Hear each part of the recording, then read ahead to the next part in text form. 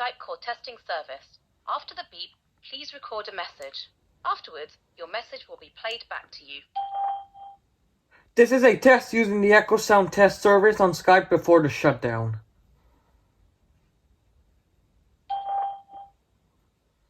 This is a test using the Echo Sound test service on Skype before the shutdown.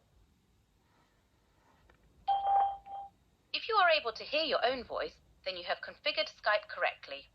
If you hear this message, but not your own voice, then something is wrong with your audio recording settings.